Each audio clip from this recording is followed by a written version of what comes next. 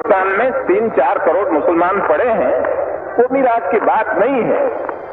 लेकिन बात एक है कि हिंदुस्तान में जो मुसलमान पड़े हैं, वो मुसलमान ने, काफी लोगों ने, ज्यादातर लोगों ने पाकिस्तान बनाने में साथ दिया।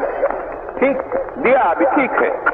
लेकिन अब एक रोज में, एक रात में क्या दिल बदल गया? वो मुझे समझ में नहीं आता, कैसा बदल गया कि एकदम कहते हैं हम मान दो। तो ये मेरी समझ में नहीं आता। सुना आपने, ये आवाज थी सरदार पटेल की। तारीख थी 3 जनवरी 1948 और जगह थी कोलकाता। सरदार पटेल का जो भाषण आपने सुना है, उसमें वो हिंदुस्तान के उन मुसलमानों की बात कर रहे हैं जो आजादी के बाद भारत में ही रह गए थे। आपने सुना होगा, सरदार पटेल ने कहा कि जो इस वक्त यानी आजादी के तत्काल बाद 3-4 करोड़ मुसलमान भारत में पड़े हैं, उनमें से ज्यादातर ने पाकिस्तान बनाने में साथ दिया था। आपने इस भाषण में सरदार पटेल इस बात पर हैरानी भी जता रहे हैं कि जिन मुसलमानों ने कल तक पाकिस्तान बनाने में साथ दिया था, आज अचानक एक दिन में उनका दिल कैसे बदल गया। दरअसल सरदार पटेल ने इतनी बड़ी बात, इतनी गंभीर बात और इतनी साफ बात ऐसे ही नहीं कर दी थी। हकीकत में इतिहास का ये वो काला सच है जो आज तक आपसे छुपाया गया है, लेकिन आज सच सामने आएगा और आंकड़ों के साथ आएगा। आपने देश के कई चुनावी नतीजों का विश्लेषण पढ़ा और सुना होगा, कभी 77 का चुनाव, कभी 84 का चुनाव, तो कभी 2014, तो कभी 2019 का चुनाव। लेकिन आज मैं विश्लेषण करूंगा 1946 के चुनाव का। वो चुनाव जिसने दुनिया के नक्शे पर पाकिस्तान की नींव रखी, वो चुनाव जिसने जिन्ना के सपने को पूरा किया, और वो चुनाव जिसने 30 लाख मासूम जिंदगियों को मौत के घाट उतार दिया। 1945-46 का चुनाव जो आजादी के ठीक 1 साल पहले हुआ था, उसमें कांग्रेस और मुस्लिम लीग के बीच सीधा मुकाबला था। इन चुनावों में मुद्दा बिजली, सड़क, पानी नहीं था। मुद्दा सिर्फ एक था, अखंड भारत या फिर पाकिस्तान। ये चुनाव 2 तरह के थे, जैसा कि मैंने आपको अपने पिछले वीडियो में बताया था।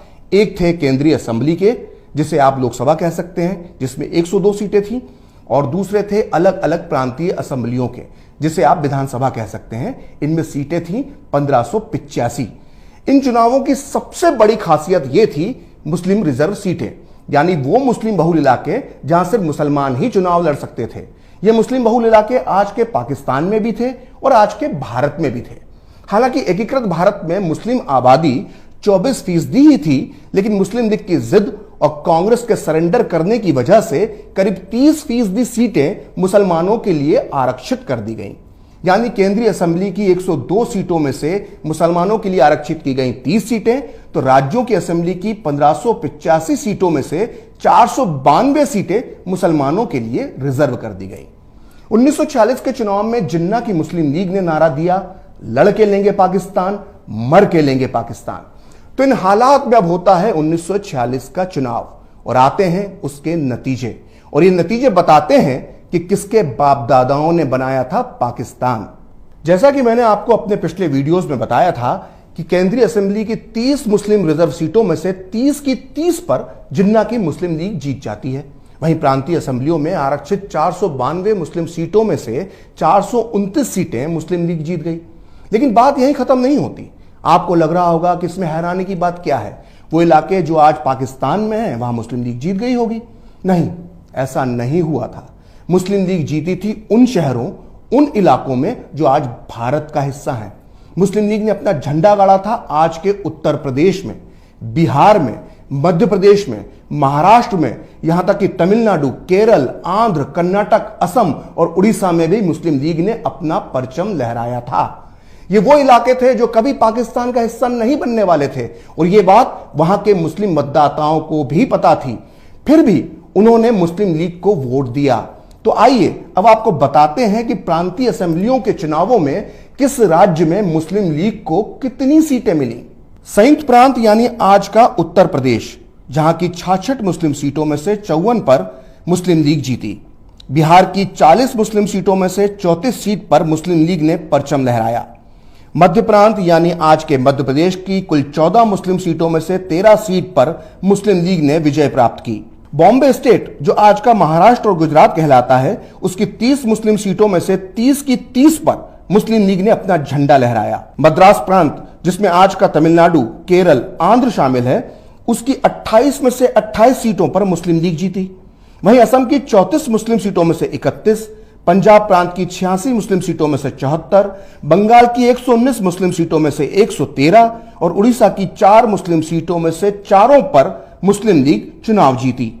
आइए बात करते हैं उन इलाकों की जो आज पाकिस्तान में है, वहां मुस्लिम लीग का क्या हश्र हुआ था।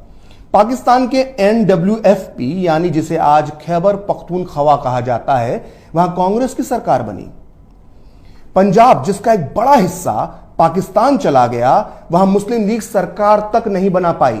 वहां खिजर हयात की यूनियनिस्ट पार्टी और कांग्रेस की गठबंधन सरकार बनी। पाकिस्तान के सिंध में मुस्लिम लीग को बहुमत नहीं मिल पाया और उसे गठबंधन सरकार बनाने के लिए मजबूर होना पड़ा। वहीं बंगाल में जिसका एक बड़ा हिस्सा पूर्वी पाकिस्तान में चला गया, वहां भी मुस्लिम लीग को पूर्ण बहुमत नहीं मिल सका और उसको निर्दलियों के सहारे सरकार बनानी पड़ी। तो यह साफ हो गया कि 1945-46 के चुनावों में पाकिस्तानी इलाकों में मुस्लिम लीग को उतनी कामयाबी नहीं मिली जितनी हिंदुस्तानी हिस्सों में मिली थी। आपको जानकर आश्चर्य होगा कि खुद मुस्लिम लीग के नेता और पाकिस्तान के जनक मोहम्मद अली जिन्ना इन चुनावों में कराची, लाहौर, पेशावर या रावलपिंडी से नहीं बल्कि मुंबई की बायकुला सीट से चुनाव लड़े थे और भारी मतों से जीते थे। आज भी इस बायकुला और उसके आसपास के इलाकों में भारी तादाद में मुसलमान रहते हैं जिनके पुरखों ने कभी जिन्ना को वोट दिया था। तो दोस्तों, इस तरह से मुस्लिम लीग ने ज्यादातर सीटें उन इलाकों में जीती थी जो हिस्से भारत में रह गए थे। और हैरानी की बात यह है कि इन इलाकों में आज भी मुस्लिम जनसंख्या अच्छी खासी तादाद में मौजूद है। यानी 1946 में मुस्लिम लीग को वोट देने वाले 1947 में पाकिस्तान नहीं गए। तो आइए अब देखते हैं कि इन भारतीय इलाकों के कितने फीसदी मुसलमानों ने पाकिस्तान की मांग करने वाली जिन्ना की मुस्लिम लीग को वोट दिया। ये आंकड़े बहुत चौंकाने वाले हैं, इन्हें ध्यान से देखिएगा। 1946 के चुनावों में मुस्लिम रिजर्व सीटों पर 89.5% मुसलमानों ने मुस्लिम लीग को वोट दिया। वहीं सिर्फ 4.5% मुसलमानों ने ही कांग्रेस को वोट दिया और बाकी 6% मुसलमानों ने अन्य मुस्लिम कट्टरपंथी पार्टियों को वोट दिया। यानी 1946 के चुनाव में करीब 95.5% मुसलमानों ने पाकिस्तान मांगने वालों को वोट दिया और सिर्फ 4.5% वोट दिया कांग्रेस यानी भारत के पक्ष में। तो सोचिए, भारत की आजादी से ठीक पहले सिर्फ 4.5% मुसलमान भारत के साथ खड़े थे और 95.5% मुसलमान पाकिस्तान जिंदाबाद का नारा लगा रहे थे। अब सवाल यह उठता है कि आखिर भारत के जिन मुसलमानों ने पाकिस्तान के नाम पर वोट दिया, उनमें से कितने लोग पाकिस्तान गए? यह वो सच है जिसे जानने के बाद आप चौंक जाएंगे। आंकड़े बहुत ज्यादा हो जाएंगे, इसलिए हम अभी सिर्फ उत्तर प्रदेश की बात करेंगे, क्योंकि जिन्ना के पाकिस्तान को अगर पूरे भारत में सबसे ज्यादा खाद और पानी कहीं से मिला था तो वो उत्तर प्रदेश के मुसलमानों से ही मिला था। आंकड़ों के आधार पर हम ये मान लेते हैं कि 1946 के चुनाव में तब के यूनाइटेड प्रोविंस यानी आज के उत्तर प्रदेश में करीब 95% मुसलमानों ने मुस्लिम लीग को वोट दिया था। और तब 1941 की जनसंख्या के आंकड़ों के मुताबिक मुस्लिमों की आबादी थी 15.43% और आजादी के बाद 1951 की जनगणना के मुताबिक उत्तर प्रदेश में मुस्लिम आबादी बची थी 14.28%। यानी 1947 के बंटवारे के बाद उत्तर प्रदेश में मुस्लिम आबादी में 1.15% की ही कमी आई। यानी यूपी के करीब 95.5% मुसलमानों ने मुस्लिम लीग को वोट तो दिया, लेकिन उनमें से सिर्फ और सिर्फ 1.15% मुसलमान ही पाकिस्तान गए और बाकी के सारे की सारे यहीं रह गए। अब एक और आंकड़े पर गौर कीजिए। पाकिस्तान में भारत से जाकर बसने वाले मुसलमान यानी मुहाजिरों की संख्या करीब 2 करोड़ है और भारत में रहने वाले मुसलमानों की संख्या करीब 20 करोड़ है। अब सोचिए कि जब 1946 के चुनाव हुए थे तो 95% मुसलमानों ने पाकिस्तान के लिए वोट किया और फिर भी भारत में रहने वाले मुसलमानों की तादाद 20 करोड़ है। अपने डबल स्टैंडर्ड को छुपाने के लिए आज का मुसलमान यह तर्क देता है कि 1945-46 के चुनावों में मताधिकार यानी वोट डालने का अधिकार सिर्फ कुछ ही कुछ लोगों को था और इन कुछ ही लोगों ने पाकिस्तान को चुना। लेकिन भाईजान, आपको यह समझना चाहिए कि जब बीमार होने पर इंसान का ब्लड टेस्ट होता है तो सिर्फ 5 मिलीलीटर खून ही निकाला जाता है, पूरे शरीर का खून नहीं निकाला जाता।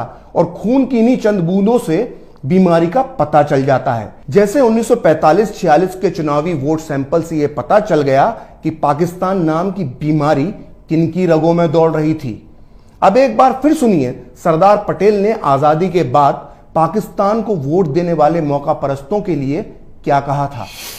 कि एक रोज में दिल सबका कैसा बदल गया। तो वो कहते हैं कि हम वफादार हैं, तो हमारी वफादारी में शंका क्यों की जाती है, आपको सस्पिशन क्यों आता है। तो हम कहते हैं भाई हमको क्यों पूछते हो, आपके दिल को पूछो, भीतर पूछो, हमको मत पूछो। वो हमको पूछने की बात नहीं है। लेकिन हमने एक बात कही कि आपने पाकिस्तान बनाया, आपको मुबारक, हमें उसमें कोई दखल देना नहीं चाहते। जब दांत गिर जाए, खट्टा हो जाए, तब गिर जाए, तब पीछे आओ, वहां तक हमें पीछे बुलाना है नहीं, हम बैठे ठीक है। कोई कहते हैं कि हम आखिर पाकिस्तान और हम एक हो जाए। मैं कहता हूं कि मेहरबानी करके ऐसी बात न करो, वो कैसे रहने दो। तो अगली बार कोई आपके सामने कहे कि हमारे बाप दादाओं ने अपनी इच्छा से हिंदुस्तान में रहने का फैसला किया था, तो उसको 1946 का चुनाव आंकड़ों के साथ बताइएगा। उसको मालूम पड़ जाएगा कि किसका कितना खून शामिल है यहां की मिट्टी में और किसके बाप ने मांगा था पाकिस्तान। 1946 में जिन्ना की मुस्लिम लीग को वोट देने वाले 1947 में पाकिस्तान क्यों नहीं गए, इस पर अगले वीडियो में जरूर बताऊंगा, क्योंकि भारतीय इतिहास में इससे दिलचस्प कहानी कोई और हो ही नहीं सकती।